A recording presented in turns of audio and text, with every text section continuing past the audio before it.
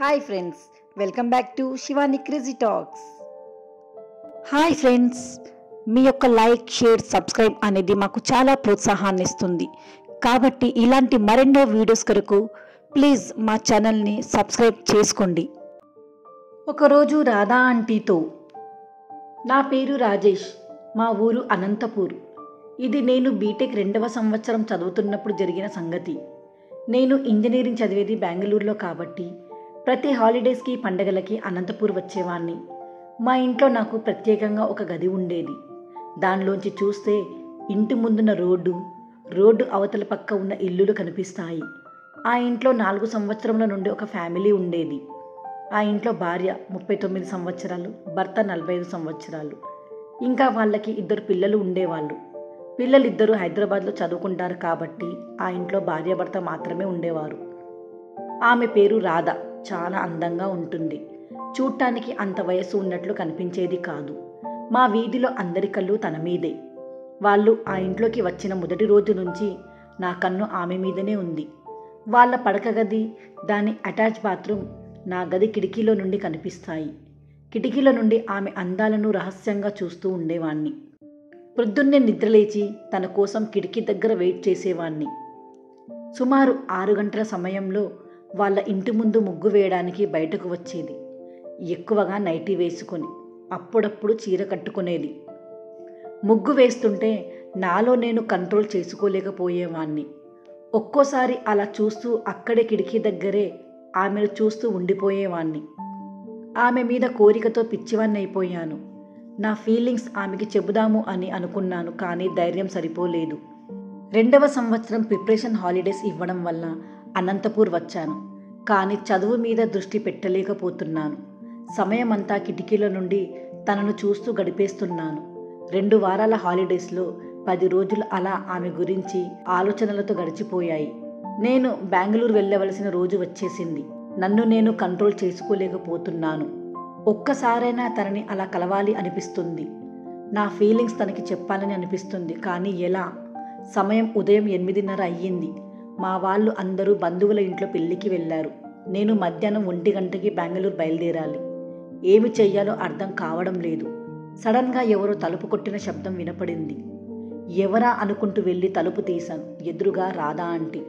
ముదురు నీలం రంగు చీర కట్టుకొని ఉంది. నాకు నోట్లో నుండి మాటలు రావడం లేదు. తను నవ్వి అమ్మ గురించి అడిగింది. నేను తత్తరపడుతూ చెప్పాను, లేరు, పెళ్ళికి వెళ్ళారు అని. సరే, నేను తర్వాత వచ్చి కలుస్తాను అమ్మని అని చెప్పి వెనక్కి తిరిగింది. నేను ఆంటీ అని పిలిచాను. ఆంటీ ఏంటి అని అడిగింది. ఒక్కసారి లోపలికి రండి అని పిలిచాను.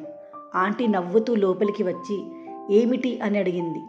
నేను ఈరోజు బెంగళూరు వెళ్ళిపోతున్నాను. మీకు ఒక ముఖ్యమైన విషయం చెప్పాలి అని అన్నాను కంగారుగా. ఆంటీ ఎందుకు అంత టెన్షన్గా ఉన్నావు అని అడిగింది. నేను తన చెయ్యి పట్టుకొని, ఆంటీ నిన్న మిమ్మల్ని నైటీలో చూశాను. మీరంటే నాకు చాలా ఇష్టం. ఎప్పటి నుంచో మిమ్మల్ని చూస్తున్నాను నా గది కిటికీలో నుండి. నాకు మీరు కావాలి అని అన్నాను. ఆంటీకి కోపం వచ్చింది. కోపంతో నా చేతిలో నుంచి తన చెయ్యి లాక్కుని అక్కడ నుంచి వెళ్ళిపోయింది. నాకు చాలా టెన్షన్ వచ్చింది. పేరెంట్స్కి చెబుతుందేమో అని భయం కలిగింది. వెళ్ళి మంచం మీద పడుకున్నాను టెన్షన్గా. అయిపోయింది నా బతుకు బస్టాండ్ అని అనుకున్నాను. అలా టెన్షన్గా, భయంగా కొన్ని గంటలు గడిచాక సుమారు 12:30 సమయంలో ఎవరో తలుపు కొడుతున్న చప్పుడు వినిపించింది.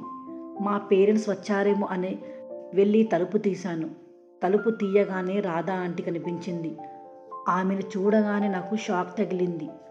ఆమె మళ్ళీ వస్తుంది అని అనుకోలేదు. ఆమె లోపలికి వచ్చి డోర్ క్లోజ్ చెయ్యి అని చెప్పింది. నాకు ఫుల్గా క్లాస్ తీసుకోవడం ఖాయం అని అనుకున్నాను. నేను వెంటనే సారీ ఆంటీ, ప్రొద్దున జరిగిన దానికి ఇక ముందు ఎప్పుడు అలా బిహేవ్ చెయ్యను అని చెప్పాను. ఆంటీ నవ్వి మీ పేరెంట్స్ ఎప్పుడు వస్తారు అని అడిగింది. నేను భయంగా సాయంత్రం 7:30 ఆ టైంకి వస్తారు అని చెప్పాను. ఆమె నా చెయ్యి పట్టుకుని నా గదిలోకి తీసుకువెళ్ళింది. ఆమె నా చెయ్యి పట్టుకోగానే నేను ఎక్కడో ఉన్నట్లు అనిపించింది. నాకు ఏమీ అర్థం కావడం లేదు. తన ఉద్దేశం ఏమిటో నా చెయ్యి పట్టుకుని నా రూమ్ దగ్గరకు తీసుకుని వెళ్ళి నన్ను గట్టిగా కౌగిలించుకుంది.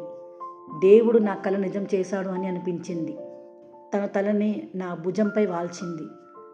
తను అలా చేయమని ఇక అనుమతి ఇచ్చేసినట్లే అని అనిపించింది. నేను కూడా తనని గట్టిగా హత్తుకొని తన తల నా వైపు తిప్పుకొని తన కళ్ళలోకి చూస్తూ, రాధా ఆంటీ, మీరు అంటే నాకు చాలా ఇష్టం అని అన్నాను. ఆంటీ అప్పుడు, పండగ చేసుకోమని లేట్ ఎందుకు అని అంది. నేను వెంటనే ఆమెను గట్టిగా ముద్దు పెట్టుకున్నాను.